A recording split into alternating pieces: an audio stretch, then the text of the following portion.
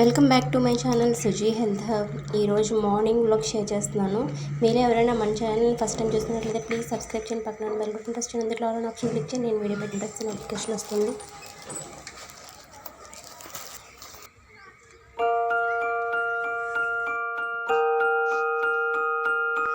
So ఇక్కడ morning లేచిన తర్వాత క్లీనింగ్ అనేది స్టార్ట్ చేశాను.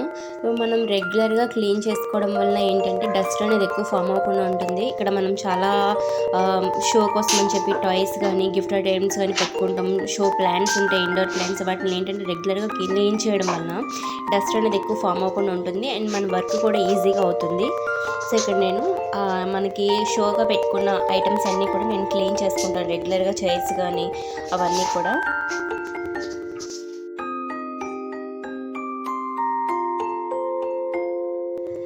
సో అవన్నీ క్లీన్ చేసిన తర్వాత ఇల్లు కూడా క్లీన్ చేసేసుకున్నాను. ఫస్ట్ మనం ఏ వర్క్ చేయాలన్నా లేచిన వెంటనే మనం ఇల్లు క్లీన్ చేసుకోవడం అనేది మనకు అలవాటు కాబట్టి ఫస్ట్ ఇల్లు క్లీన్ చేసేసుకున్నాను. దాని నెక్స్ట్ ప్రొసీజర్ అనేది స్టార్ట్ అవుతుంది. సో ఇక్కడ వాటర్ అనేది ఎక్కువ కన్జ్యూమ్ చేస్తాను, తెలుసు కదా. సో వాటర్ తాగుతున్నాను. అప్పటికి నేను 4 గ్లాసెస్ ఆఫ్ వాటర్ తీసుకోవడం అనేది అయిపోయింది.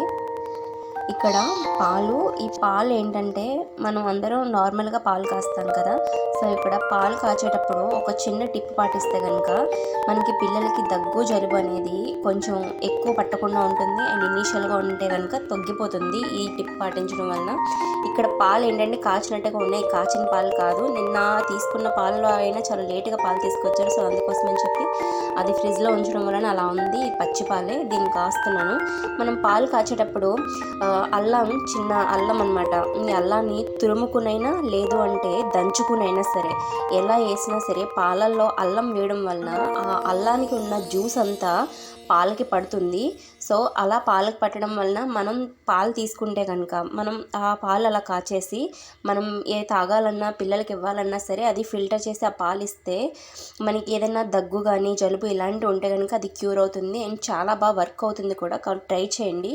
నేను వింటర్ మొత్తం నా పిల్లలకి ఇలానే పాలిస్తూ ఉంటాం. మేము ఇంట్లో అందరం కూడా ఇలాగే తాగుతూ ఉంటాం.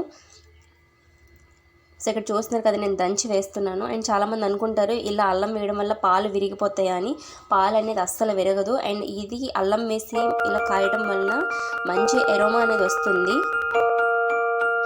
ఇద్దరికి ఉప్మా పెట్టాను, ఉప్మాతో పాటు డేట్స్ పెట్టాను.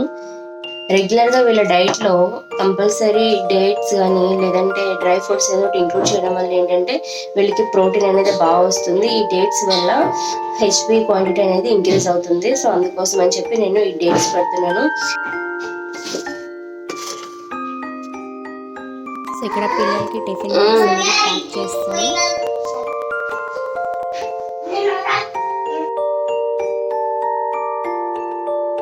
ఇక్కడ మనం బ్రేక్ఫాస్ట్ ప్యాక్ చేసి ఇవన్నీ చేసేలోపు పాలైతే కాగిపోయినాయి. సో కాగిన పాలన్నీ ఫిల్టర్ చేసి నేను చల్లారి పెట్టాను. పిల్లలు పాలు తాగడానికి ఇస్తాం కదా రెగ్యులర్గా.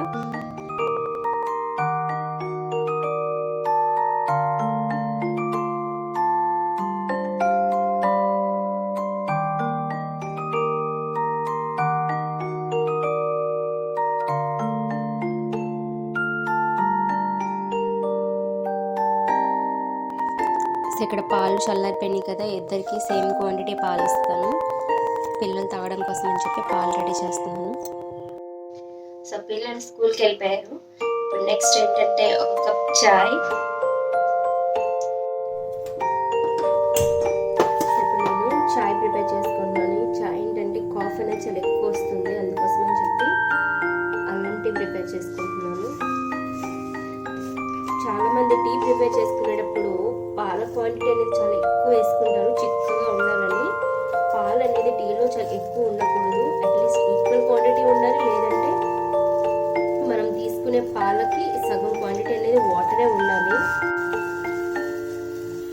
నేను చెప్పాను కదా పాలు అనేది తక్కువ వేస్తానని, చాలా తక్కువ యాడ్ చేసుకుంటాను మిల్క్.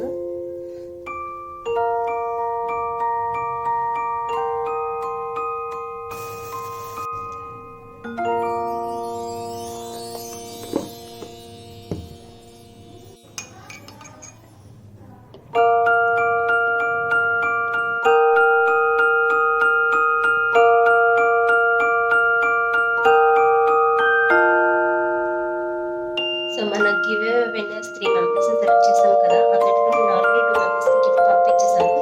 సో ఇంకొకరికి పంపించాలి. వాళ్ళకి ఈరోజు పంపించడం కోసం చెప్పి నేను ఇప్పుడు వెళ్తున్నాను. సో వాళ్ళ కోసం అని చెప్పి నేను తీసుకున్నాను ఇది ఐటమ్. సో ఈరోజు అది పోస్ట్ చేయాలి. పోస్ట్ చేసి మీకు అప్డేట్ చేస్తాను.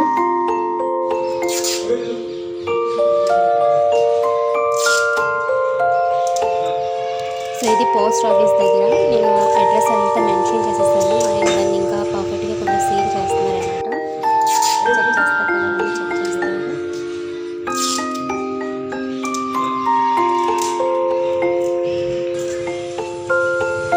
నేను అలా పోస్ట్ చేసి వస్తుంటే ఆన్ ది వేలో ఆకుల వర్షం అనమాట. ఎన్ని ఆకులు పండి అంటే చూడడానికి చాలా